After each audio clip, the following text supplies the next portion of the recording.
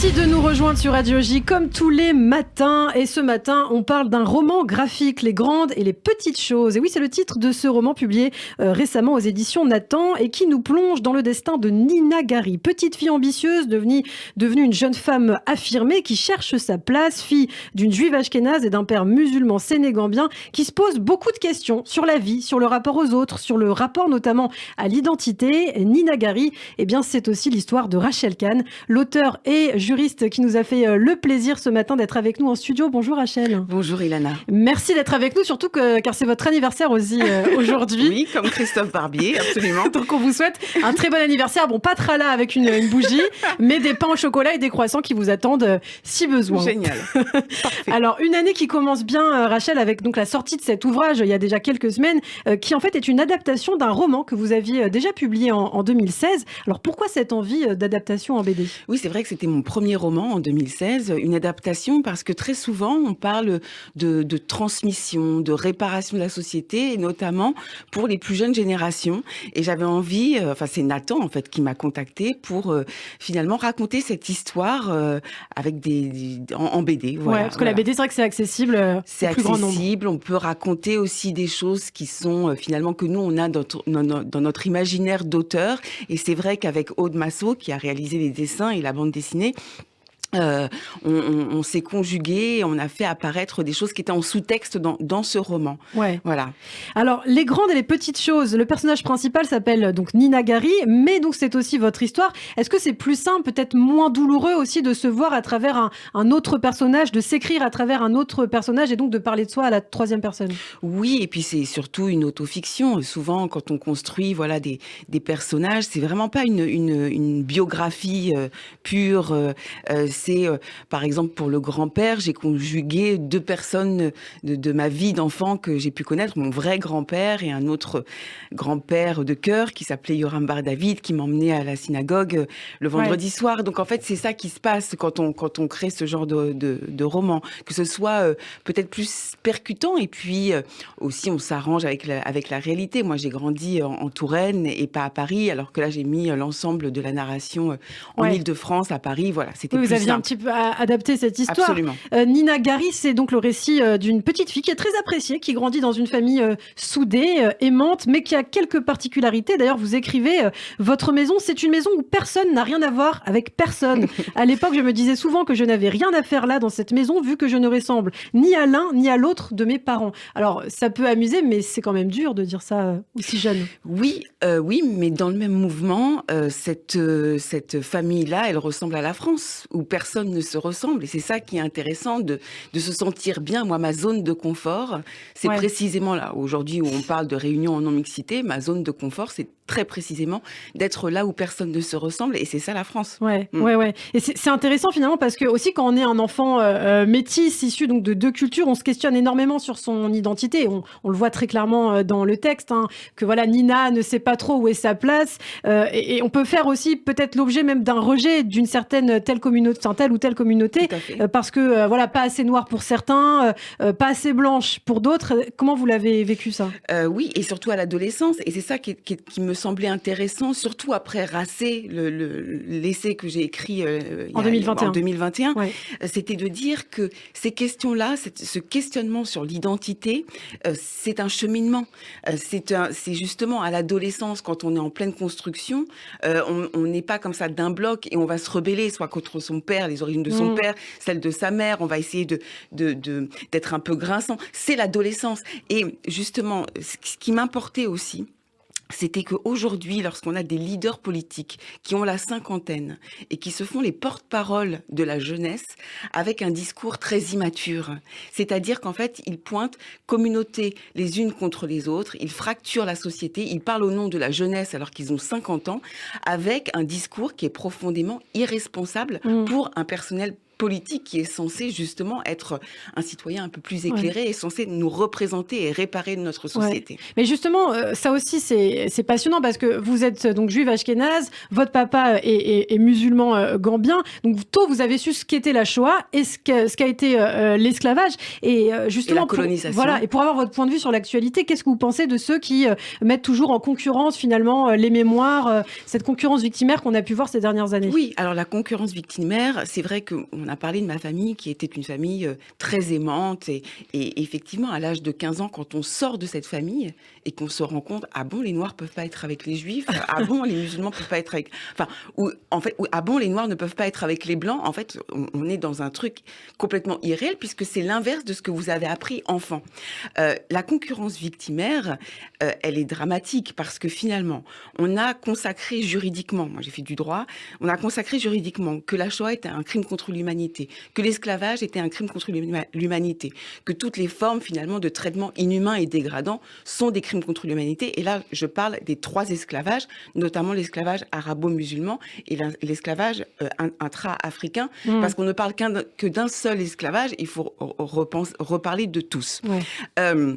Et en fait, ce sont des crimes contre l'humanité, donc ils concernent l'humanité tout entière. Et si on veut que l'histoire ne se recommence pas, on doit très précisément prendre en responsabilité l'altérité et le fait que la Shoah concerne toutes les personnes dans le monde, l'humanité. L'esclavage, c'est la même chose. Et toutes les exactions qu'on peut voir aujourd'hui, parce que l'important, en fait, c'est pour moi le présent. Si j'écris, c'est parce que c'est le présent qui m'importe pour les générations futures. Et de ne pas être toujours tourné vers ce passé qui permet, un passé qu'on n'a pas vécu en plus. Hein. Ouais.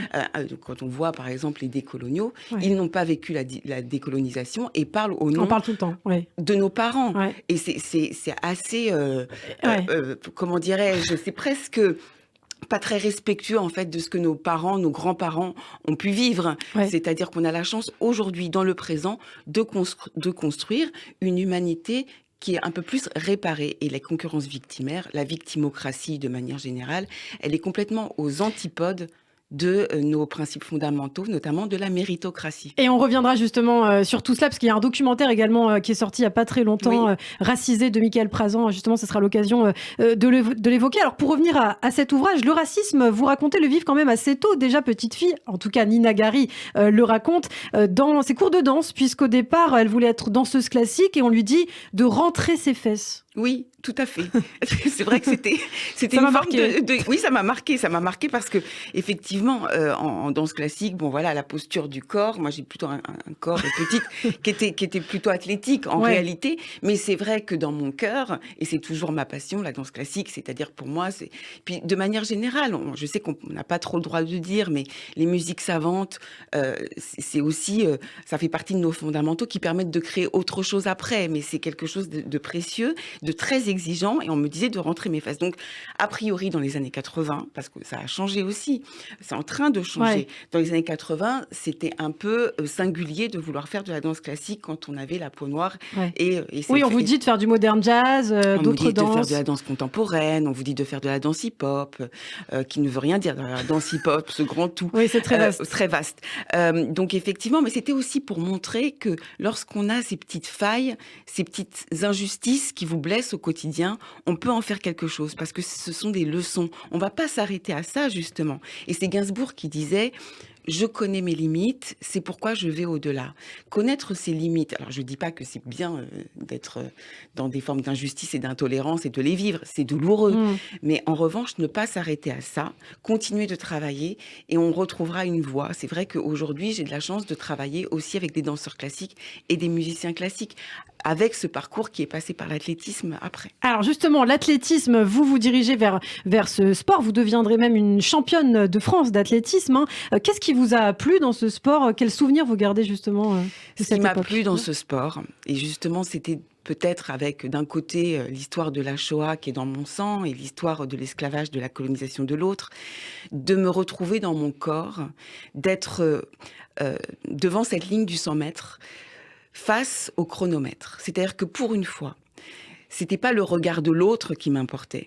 C'était le chronomètre, une donnée objective. Si je courais vite, le chronomètre me le disait. Si j'étais mauvaise, le chronomètre me le disait. Et il n'y avait pas un jugement subjectif. Il y avait pas on me mettait pas dans une case, en fait, à ce moment-là. Je suis devant cette donnée qui est le chronomètre, me retrouver dans mon corps. Et puis, finalement, dans le sport, se dire qu'on vous fait croire que vous avez des ennemis lorsque vous êtes dans une telle communauté, d'une telle autre communauté. Mais en fait, dans le sport, votre principal ennemi, c'est vous-même. C'est vous que vous avez à vous dépasser pour être la meilleure possible par rapport à vous-même. Voilà. Et ça, c'est la leçon de ce livre que je retrouve. Et d'ailleurs, Nina Gari fait face à une athlète comme elle, de confession musulmane, et quand elle se fait à un moment éjecter justement de l'équipe, elle veut qu'elle revienne justement pour garder ce peps dans son sport. On a besoin d'avoir des adversaires pour le dépassement. On a besoin d'avoir des concurrents. On a besoin, et même dans notre démocratie, d'avoir des personnes qui ne sont pas d'accord avec vous pour vous faire progresser dans la pensée. Et voilà. Et ces courses-là, c'est comme notre chemin de vie à tous, au fond. Alors, vous en parliez tout à l'heure. Il y a un personnage très touchant dans cet ouvrage, c'est Papy Yoram, donc le grand-père de Nina Gari, le père de votre maman, de la maman de Nina Gari, qui parle yiddish, qui utilise en tout cas des mots yiddish qui bercent Nina toute son enfance. Il y a d'ailleurs un lexique presque à chaque page où il apparaît. Quel rôle a joué justement ce papy dans votre vie, donc le vrai Papy Yoram, et dans votre construction identitaire?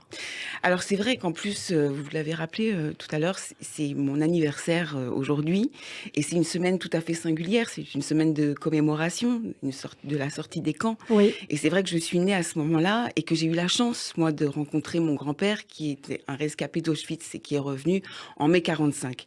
Et c'est vrai que on se dit que lorsqu'on a un grand-père avec cet accent yiddish qui a connu cette horreur-là, parce qu'il a été déporté de 42 à 45, avec son accent qui se conjugue avec l'accent de son père, qui vient de l'Afrique de l'Ouest, qu'on a eu en fait dans son enfance, qu'on a été bercé par ces harmonies sonores différentes, mais tout en parlant français. C'est dans le français qu'ils se comprenaient et qu'ils riaient, qu'ils avaient cet humour ensemble. Pour la construction, c'est tout à fait précieux pour comprendre ce qu'est la France, notre humanisme et notre universalisme. Alors, on parle des génocides ce matin. C'est vrai que ce vendredi aura lieu la commémoration, la libération des camps. Vous posez ce récit dans les années 90-95. C'est aussi la période du génocide des Tutsis au Rwanda. Alors, on en parle brièvement à 2 reprises, je crois, dans le roman graphique. C'était important de l'évoquer? C'était important tout à fait de l'évoquer. Puis par ailleurs, je suis allée plusieurs fois au Rwanda, mais c'était important de resituer que malgré ce qu'on a pu vivre, que l'histoire malheureusement recommence, que on n'a pas été très efficace au moment où ça se produisait, que les douleurs sont vives, que les méthodes étaient exactement les mêmes, c'est-à-dire vraiment la volonté de détruire, de rayer de la carte tout un peuple avec ces stéréotypes qui ressemblent à ceux de l'antisémitisme, et qu'il faut être très vigilant et très responsable dès qu'il se passe quelque chose à travers le monde. Alors, je ne vais pas spoiler Rachel, mais il y a quelque chose de terrible qui vous arrive dans cet ouvrage. Vous êtes victime d'un grave acte de violence, mais vous décidez finalement de garder tout ça pour vous, de tout refouler au fond de vous, comme si votre souffrance aussi finalement n'était pas légitime au regard de ce qu'avaient vécu vos grands-parents. Oui, c'est ce qui explique le titre, les grandes et les petites choses. C'est vrai que lorsque vous avez été bercé par une enfant qui est une enfant, le lapsus, une maman qui est née en 1940, qui a été une enfant cachée. Et de l'autre côté, vous savez que votre père, il est né comme s'il était né au XVIe siècle pour arriver au XXe siècle en Europe. Et qu'il vous arrive cet acte de violence-là, lorsque vous êtes petite, vous vous dites, est-ce que j'ai le droit, par rapport à cette grande histoire, de parler de ma petite histoire? Et donc, c'est le titre de ce roman graphique. Et c'était aussi pour pouvoir, un alibi pour pouvoir en parler aux lycéennes, aux lycéens. Bien sûr. Surtout aujourd'hui, avec les vagues MeToo, etc. Absolument, mais que tous les actes de violence, quels qu'ils soient, et là, justement, c'était aussi par rapport à cette concurrence victimaire, cette concurrence des mémoires. Qu'est-ce qui est le plus important? Ce qui vous arrive dans votre propre vie ou dans ce qui se passe dans le passé? Donc, pouvoir en parler ouvertement et surtout de recommander aux jeunes filles de porter plainte. Alors, ce livre s'appelle « Les grandes et les petites choses ». Rachel Kahn, si vous souhaitez donc connaître l'histoire de Rachel. Il nous reste un petit peu de temps et c'est aussi intéressant de vous entendre sur l'actualité puisqu'on parlait de racisme, d'antisémitisme. Vous avez publié, vous l'avez dit en 2021, un livre qui s'appelle Racé, livre qui a d'ailleurs inspiré il y a quelques mois le documentaire Racisé, une histoire franco-américaine de Michael Prazan. Alors, c'est quoi être racé concrètement? Est-ce que c'est une couleur de peau? Est-ce que c'est une origine? Est-ce que c'est une mentalité? Racé ou racisé? Alors, justement, pourquoi justement avoir changé le titre du livre pour raciser? C'est intéressant aussi. Alors oui, c'est Michael qui a voulu peut-être que ce soit plus clair et faire une réponse directe à ces dogmes qui vous disent que vous êtes racisé, qui vous assignent en fait à résidence et qui au fond en fait n'ont pas un grand intérêt pour votre personne. Ce qui les intéresse, c'est votre couleur de peau. Donc bon, ils vous enferment dans votre couleur de peau. C'est ce que vous dites d'ailleurs dans le documentaire. Oui, et justement par rapport à la BD, c'est très compliqué d'être dans une entre guillemets cellule familiale pour ensuite aller vers des dogmes qui sont des prisons identitaires. Vous ne quittez pas votre cellule familiale pour être ensuite pas en liberté. Donc c'est vrai que moi j'avais choisi racé parce que j'aime la langue française, parce que c'est un mot qui est joli, parce qu'il y a plein de définitions, parce qu'avec racé, qui a une forme de dignité dans ce mot, à être ce que l'on est, et surtout à être et devenir ce que l'on a envie de devenir. Michael, lui, il a voulu reprendre ce mot qui est vraiment affreux, qui fait de vous un esclave à vie, une victime à vie. Même si vous arrivez à réussir, vous êtes assigné pour pouvoir défendre quelque chose justement qui est de l'ordre de la victimocratie. Et pas seulement au niveau de la couleur, aussi au niveau du genre, parce que c'est racisé et ES. Bien sûr. Et donc là, on est dans l'essentialisme qui vous tue et qui tue notre société parce que ça empêche tout dialogue. Ça donne finalement la possibilité de faire ces réunions en non-mixité, donc de revenir à une forme de ségrégation. Une forme de racisme à l'envers, en fait. Pas à l'envers, c'est du racisme. Il n'y a pas de racisme à l'envers. C'est du racisme. Et vous avez parlé des Tutsis et des Hutus. C'est du racisme. C'est pas parce qu'on a une couleur de peau qu'on n'est pas raciste. Voilà. Donc, et en fait, aujourd'hui, alors même qu'on a très précisément sur plein de sujets environnementaux, sociaux, économiques, besoin de se réparer, d'être solidaire et surtout de comprendre que nous avons des droits et des devoirs de solidarité et de fraternité, qu'on puisse insuffler à nos plus jeunes ce genre de dogme.